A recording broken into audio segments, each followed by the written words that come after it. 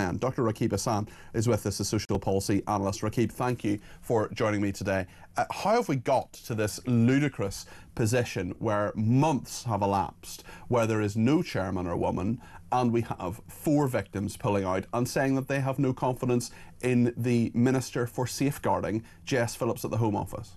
Well, firstly, Peter, I think according to very recent reports, I think that number's increased to 5 now. Okay.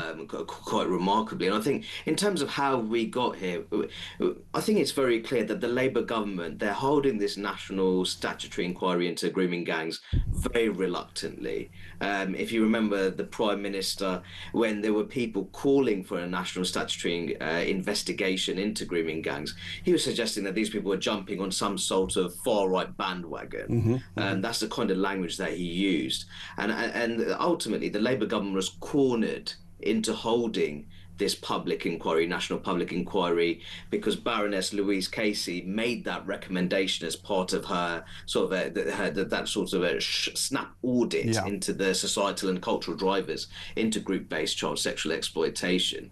And I think that what you see here is, firstly, when you look at the Labour government, they're holding this very reluctantly, and I don't think they gave it much thought in terms of shortlisting the candidates who could chair the inquiry. Now, there's nothing against the individuals, but to choose one individual with a policing background and the other in social work, I don't think that's very sensible, because they have an institutional background which is very closely related to the institutions that failed many grooming gang victims and survivors across the country. I can totally understand why you've said that and where you're going with that, and I can totally see the perspectives of the victims in regard to that, and I'm not in any way minimising their concerns around that. But someone like Jim Gamble, who I know a bit, I wouldn't say we're friends or anything, I wouldn't say we know each other really well or anything, but I respect Jim Gamble, and I think he has done an awful lot to stop child exploitation. He's been a senior officer, but it's really interesting that the toxicity of this issue shows that really anybody who has been part of the social work or has been part of policing isn't trusted by these victims to look at it. I trust Jim Gamble. I think he'd be a really good chairman of this, but I totally understand not an argument about him personally necessarily, but just simply he was a police officer, therefore these people are not happy about that. So should it be a judge? Who should it be, Rakib? No, and I'd make this point. Jim Gamble and Annie Hudson, who is the other shortlisted candidate, this is not about their track record, and this is nothing against them as individuals. This is ultimately about holding a national statutory inquiry into grooming gangs, which commands public confidence, but is ultimately trusted by the victims and survivors. And that wasn't the case when it came to those shortlisted candidates. In terms of who could be chair, I think that I think it needs to be a judge-led inquiry. But I think that because I've made this point before, and we've talked about this before, Peter, I think because we're talking about a nationwide scourge which implicates various organs of the British state, I'd actually suggest having a foreign judge. I think that's how much distance I want the chair to have. It's really interesting you mentioned the distance in that, because certainly, sorry to bang on about Northern Ireland again, but certainly when there have been inquiries in Northern Ireland, they've used, in one case anyway, they used a Canadian judge to do a public inquiry who understood the UK legal system, but at the same time was not part of it, and that is something you've got to have the confidence of the victims. Just on Jim Gamble, actually, we spoke to him earlier on, Julia Hartley-Brewer spoke to him. He withdrew from heading up the inquiry. He discussed the need for a cross-party solution to ensure progress. It took 2 months to get here, but we are here now. The Home Secretary and the Prime Minister have made clear in their statements that this is going to go forward. It's not going to be diluted. So I think echoing victims' voices is absolutely right, but echoing them and weaponizing them from one political party against another is just not helpful, because none of them have covered themselves in glory. True. I genuinely think they need to get into a room together, all of the parties, say, look, the principle we agree on is there needs to be an inquiry. How can we collaborate and lead by example so that there is a cross-party approach to this? And I just found it, really concerning that victims and survivors were being caught in the crossfire of parliamentary debate in what I saw as an unhealthy and unhelpful way. Okay. And Rakib, you're absolutely right in regard to that 5th abuse survivor. In the last few hours, Carly, who's not a real name, has joined 4 other abuse survivors who've accused Jess Phillips of betrayal over a letter where she described reports the scope of the inquiry could be expanded as untrue. Cardi told the BBC she wanted to remain part of the inquiry, in contrast to the 4 survivors who said they would only rejoin if Phillips stood down as a minister, but she said she agreed with their criticisms. This is a real crisis for the government. It's a crisis for the thousands of victims who've been through this, Rakib. Where do they go from here, do you think?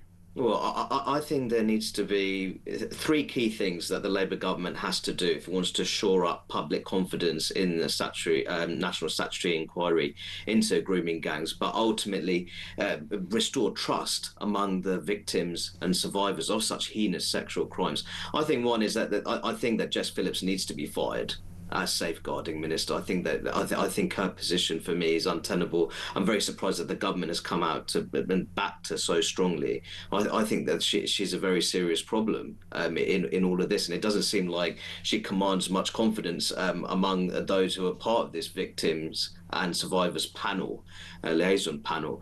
I think that also we need to make it very clear here that no stone is left unturned, and the government needs to come out and say that ethnic, cultural, and indeed religious factors, potential factors, will be thoroughly investigated in a national public inquiry into grooming gangs. And I do think there needs to be judge-led, and I think that an experienced judge with relevant experience, maybe from a country like Australia, which has made significant strides in terms of tackling their grooming gangs crisis, because they did have one. There's no two ways about that. I think that would be a way of restoring public confidence in all of this.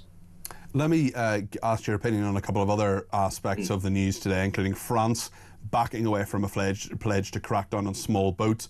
Figures show over 60,000 migrants have entered the UK under Starmer, and the one-in, one-out scandal we talked about yesterday, this guy who came across in a dinghy, we then deported him to France, then he came over again. I mean, are we going to have to take more French migrants as a result if we get rid of him again? I mean, this system is simply not working, is it, Rakib? The system is absolutely dysfunctional, and I think this particular story here shows that our borders, national borders, operate. It's almost some kind of revolving door system here when it comes to illegal migration, and I think that is very clear. I think that now we've breached the 60,000 mark under Sir Keir Starmer's prime ministership in terms of the number of small boat migrants who have arrived on our shores, and I think it really shows that smashing the gang strategy, that was never going to work. In terms, it was never going to be some kind of magic bullet in terms of sorting out small boat migration, which are arriving on the English south coast. I think we need to really look at our relationship with the ECHR. I think that's very important. In my view, I think it may well be time that the UK withdraws from that in order to have genuine national sovereignty over matters of immigration and border security. Also have to look at our relationship with refugee conventions too. But I think crucially, we need to look at our own our own domestic legislation, because I think that when we look at our human rights architecture, Peter, I think far too often the interests and the rights of foreign nationals, including those who break the law and enter the UK without permission, they're prioritised over the collective security of law-abiding British citizens, and that isn't sustainable, and that shouldn't be allowed to continue. Rakib, as always, thank you. That's Dr. Rakib Ehsan, a social policy analyst. What do you think about what he said? 0344 499 1000.